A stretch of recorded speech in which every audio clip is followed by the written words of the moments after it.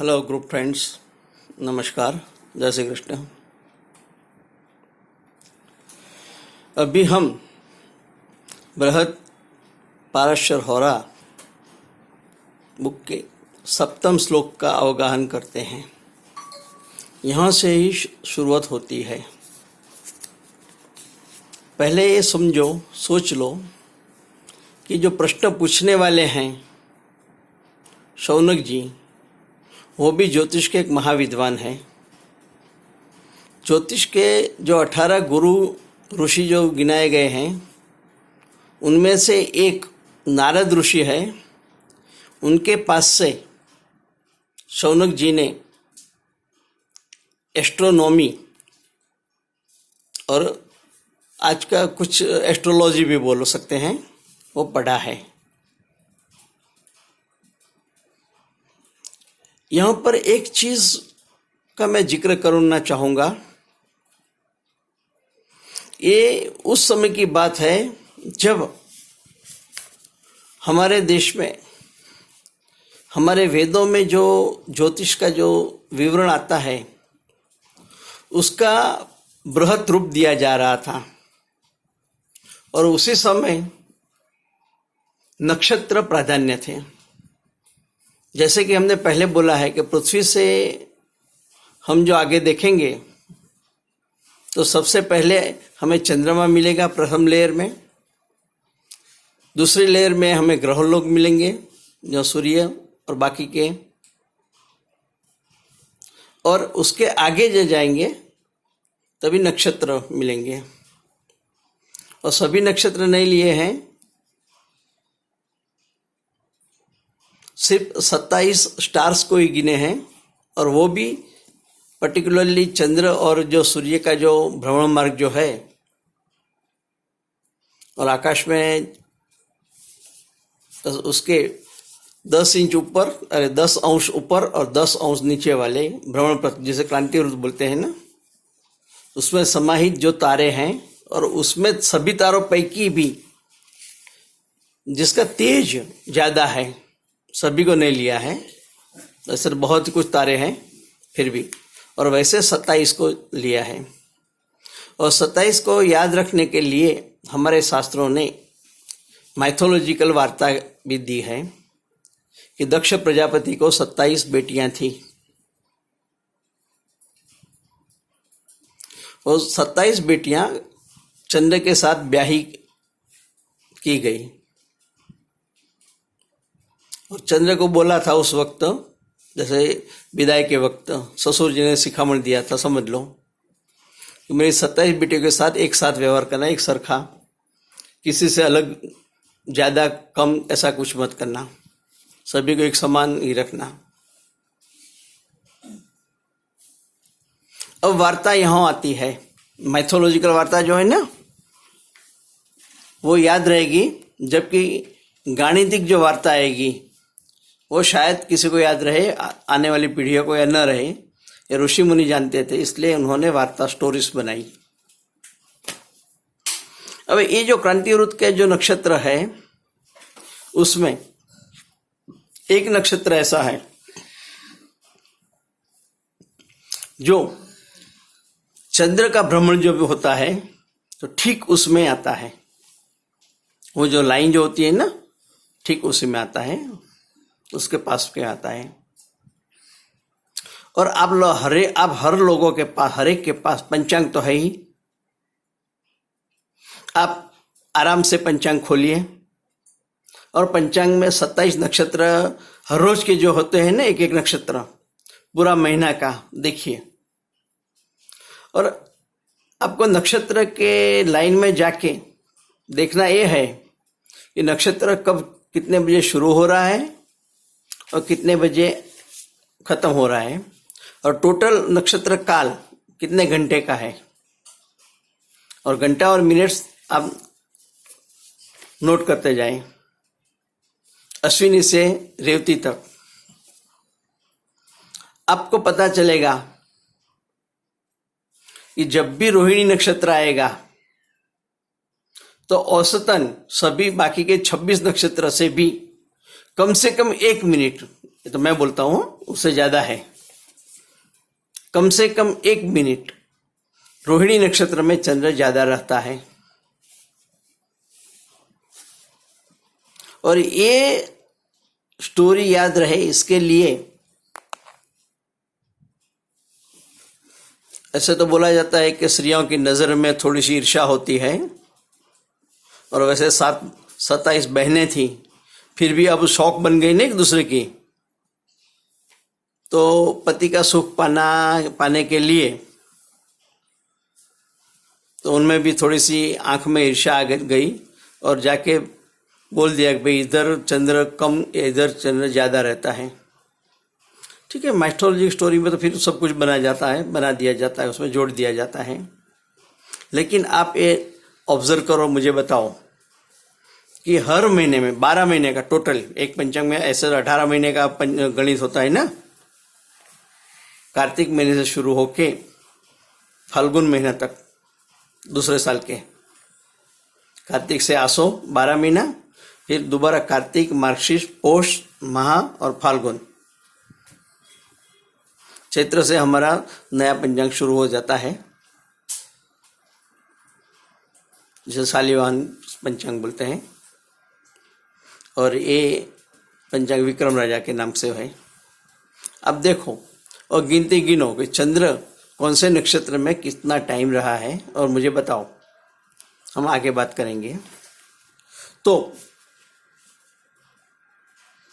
यहां पर सप्तम श्लोक में बोलते हैं, संज्ञा नक्षत्र वृंदानाम ज्ञेया सामान्य शास्त्रतः एतत् शास्त्र अनुसारेण राशि खेट फलम ब्रुवे। देखो पूरे पराशरी ग्रंथ में यहां पर पराशर जी बोल रहे हैं कि मैं सिर्फ ये बुक में, मैं जो अभी जो आपको पढ़ा रहा हूं वो सिर्फ और सिर्फ राशि खेट फलम ब्रुवेत, ब्रुवेत मतलब बोलना, मैं यहां पर आपको सिर्फ राशियों का फल बोलूंगा। खेट मतलब कि नक्षत्र, अरे सॉरी ग्रह, तो ग्रह का फलादेश जो हो वो बोलूंगा, फलादेश जो भी है वो, और कुछ नहीं बताऊंगा।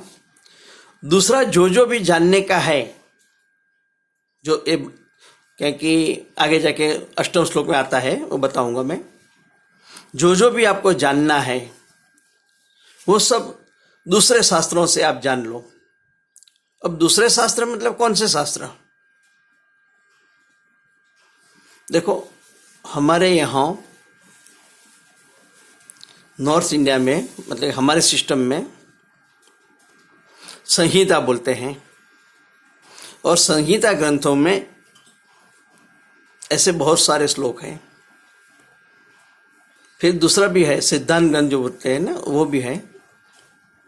तो जो संहिता है तो कौन सा, तो मान लो वशिष्ठ संहिता है, नारद संहिता है, क्या नारद जी ने उसे पढ़ाया है, तो नारद जी ने जो बोला होगा वो तो ज्ञान वाला होगा ही, उसे नारद संहिता बोला।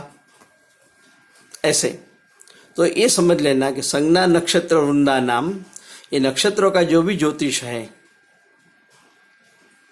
वृंद मीन्स जोड़कू, एक से ज्यादा जो है ना समूह,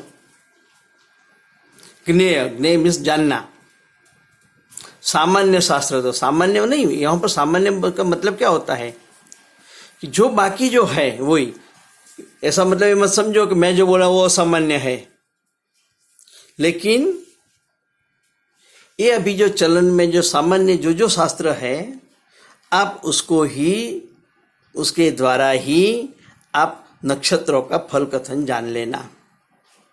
मतलब ये हुआ कि एस्ट्रोनॉमी जो भी है वो भी आप जान लेना, और नक्षत्र का अभी तक का जो चलन है वो, क्योंकि यहाँ से एक टन आता है हमारे ज्योतिष में, यहाँ से एक टन आया है। एक चीज समझ लो, पराशर आप लोगों को ज्ञात होगा, महाभारत में भी उनका उल्लेख आता है। व्यास मुनि के पापा थे। और व्यास पराशर मुनि के समकक्ष गर्गाचार्य थे। वैसे तो वो उससे पहले के हैं, लेकिन गर्गाचार्य भी भागवत में आते हैं। भागवत में व्यास मुनि भी आते हैं, भागवत में पराशर मुनि का भी उल्लेख है, हमारे पुराणों में है सब। अष्टादश पुराणेषु, 18 हमारे जो पुराण है। तो अभी यहाँ पर वैदिक ज्योतिष को धीरे धीरे धीरे, जैसे वैदिक संस्कृत वांग्मय को पुराणों में ट्रांसफर किया गया, इस तरह से वैदिक जो ज्योतिष था उसको धीरे धीरे पौराणिक शास्त्र के मुताबिक यहाँ पर राशि और उसके ढांचे में डाला गया। अभी तक राशियों को महत्व नहीं दिया गया था, 27 नक्षत्र को ही महत्व दिया गया था। लेकिन ऐसा बोला जाता है कि हमारे गर्गाचार्य मुनि ने इनको राशियों में परिवर्तित किया है। और अब से यहाँ से राशि का जो चलन शुरू हुआ, वो चलन यहाँ पर पराशर मुनि जी बता रहे हैं। एतद शास्त्र अनुसारेण, मतलब कि ये जो शास्त्र, जो मेरा जो शास्त्र जो है वो अलग है। अभी तक का जो नक्षत्र शास्त्र जो आपने जो पढ़ा है वो अलग है। अब मैं राशि कला, देखिए अब यहाँ से स्टार्टिंग पॉइंट है हमारा।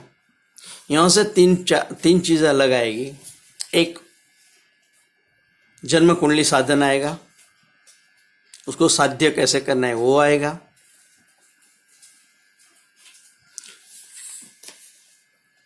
दूसरा, जन्म कुंडली साधन के बाद बार जो भाव जो है, बार विभाग जो किया गया है कुंडली के, ये हर एक भाव में कौन सी राशि है और भाव है, भाव का तो भाव का भी भाव फल आएगा।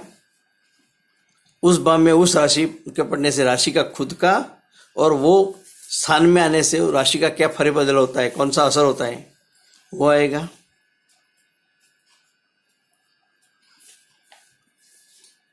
फिर हर एक भाव में ग्रह बैठेंगे 9 ग्रह जो है वो आएंगे।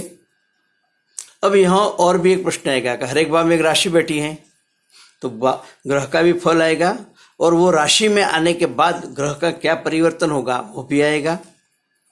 वो भाव में आने के बाद ग्रह का क्या फल में परिवर्तन आएगा वो भी आएगा। एक नई लाइन जो बता रहे हैं, जैसे कि शायद आपको कहीं गलती न हो जाए इसलिए मैं बताता हूं। मान लो गुरु,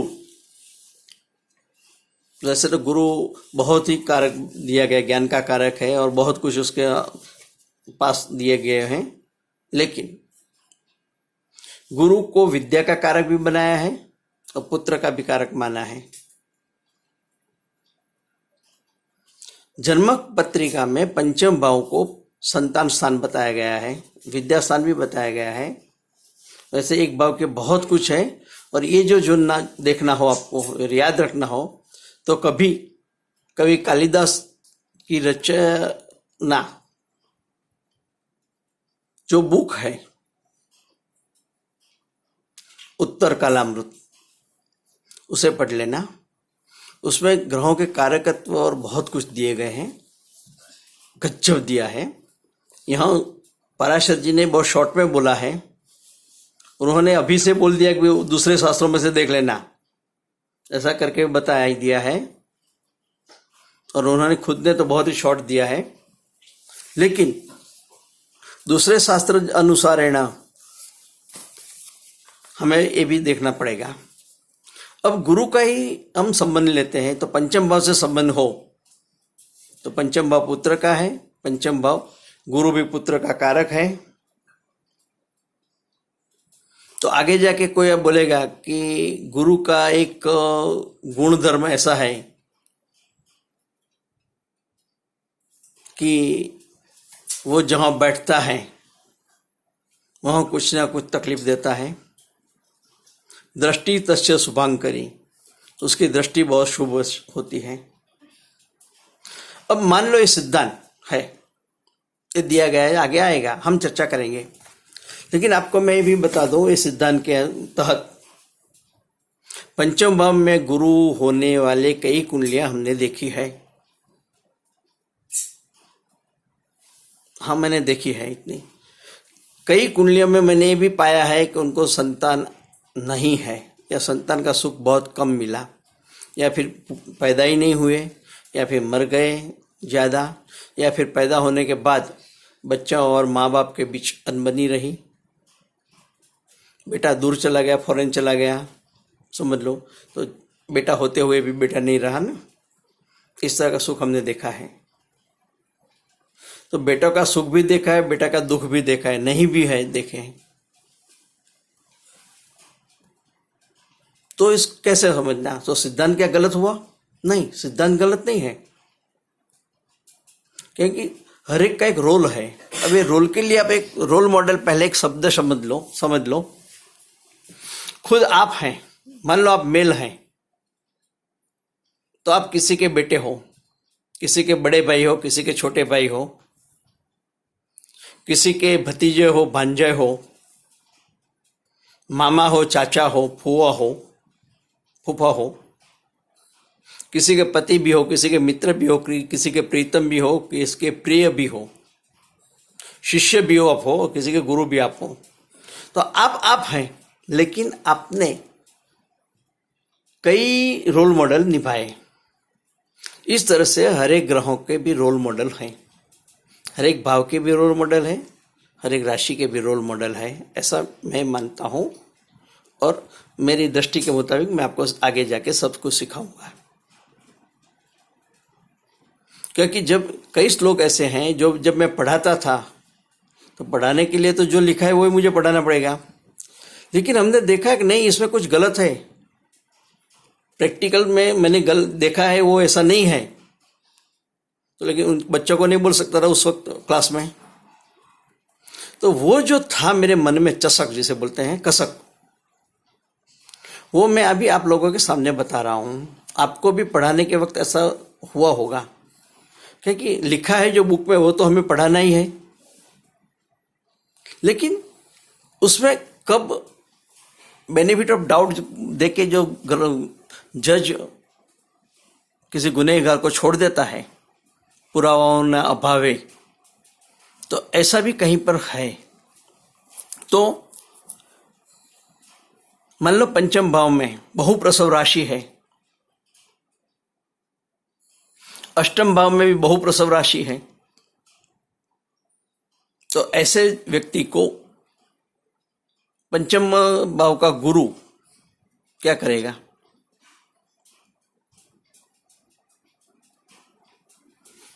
या अल्प प्रसव राशि है, या वंध्या राशि है, हाँ, ये सब आएगा। ये सब हमें जानना जरूरी है, आगे आएगा। तो उसके गुणानुसार प्लस माइनस जो होगा ना भाव का फल, वैसे तो हमारा जो पुराना जो नक्षत्र वाला है, तो उसको भी मैं याद करूंगा कि हमारा भाव जहाँ से शुरू होता है। अब हमारी आगे जाके जन्म कुंडली में हम देखेंगे कि हम मध्य बिंदु को ही महत्व देते हैं।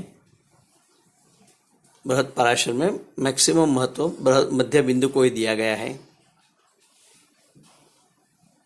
और मध्य बिंदु पे जो भी अंश होगा उसके मुताबिक वो मध्य वाला अंश होगा।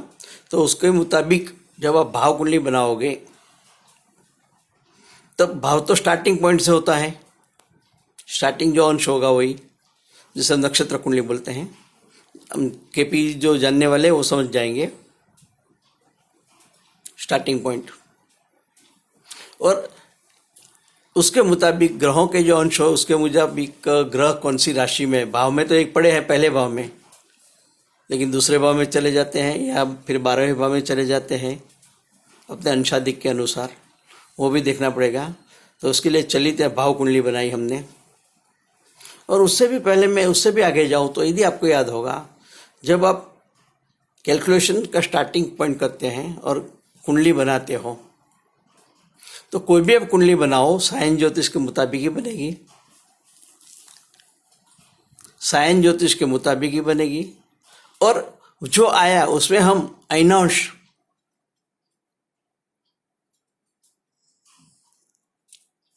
क्या करते हैं, उसे बात करते हैं ना, घटाते हैं, और जो बनती है वो निर्यन कुंडली हुई। और हम लोग तो निर्यन कुंडली से देखते हैं। तो ये जो मैं बैठा हूं मेरे घर में, अभी आपके साथ बोल रहा हूं, और अभी मेरे मन में मान लो अमेरिका का कोई विचार आया, तो बोलते बोलते मैं तो अमेरिका पहुंच जाऊंगा, तो मेरी जीभ यूं यूं होने लगेगी, थोथलाएगी थोड़ी सी, या पॉइंट निकल जाएगा माइंड में से। बस यही हाल ग्रहों का भी होता है। ग्रह बैठे है पंचम भाव में, हो सकता है वो चतुर्थ भाव में काम करता हो सकता है वो षष्ठ भाव में काम करता हो, और उसके मुताबिक उसको भी थोड़ा सा प्लस माइनस फल मिलेगा। ये सब आगे आएगा। तो यहाँ पर हमारे पराशर जी ने बोला है कि संज्ञा नक्षत्र वृंदा नाम ज्ञेय सामान्य शास्त्रत एतत् शास्त्र अनुसारेण राशि खेट फलम ब्रुवेत। और वो बता रहे हैं। अस्तु, एक श्लोक अभी आगे बोलते हैं।